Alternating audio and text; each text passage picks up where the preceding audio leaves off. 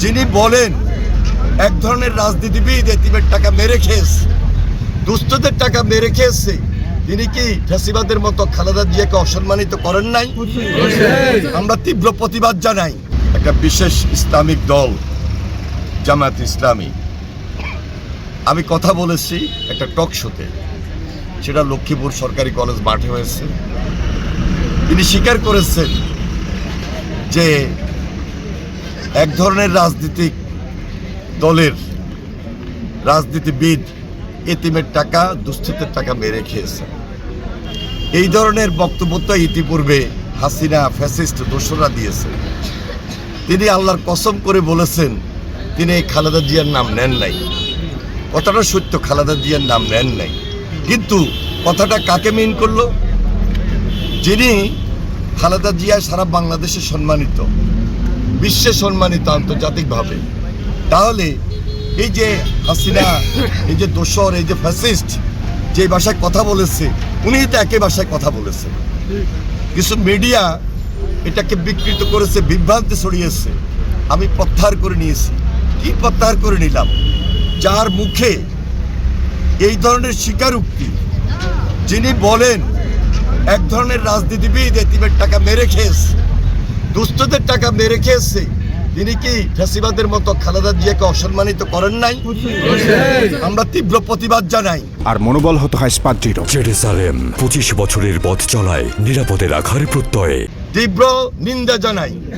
এই বক্তব্য ওনাকে ক্ষমা চাইতে হবে লক্ষ্মীপুরবাসীর কাছে, যে খালেদা জিয়াকে আমি মিল করি নাই, কথাটা সত্য নয়। উনি খালেদা জিয়াকে মিন করে উদ্দেশ্য করে এই কথাটা বলেছেন।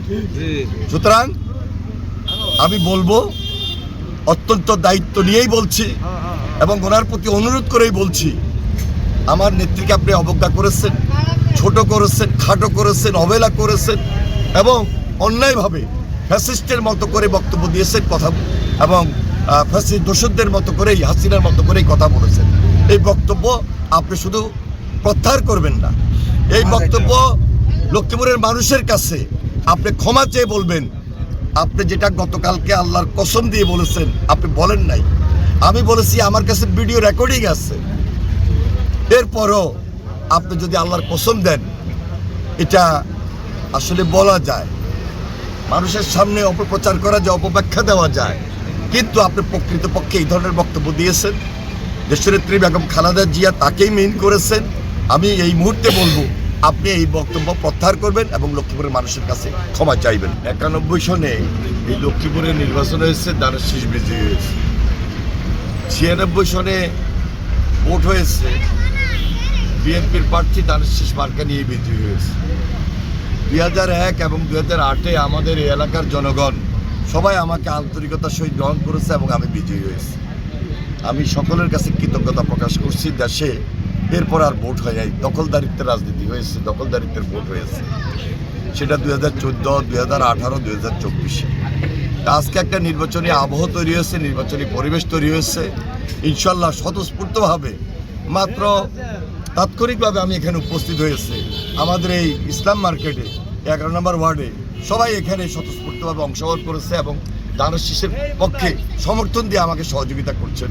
আমার বিশ্বাস ওনারা আমাকে আবার পার্লামেন্টে নিয়ে যাওয়ার জন্য সহযোগিতা করবেন।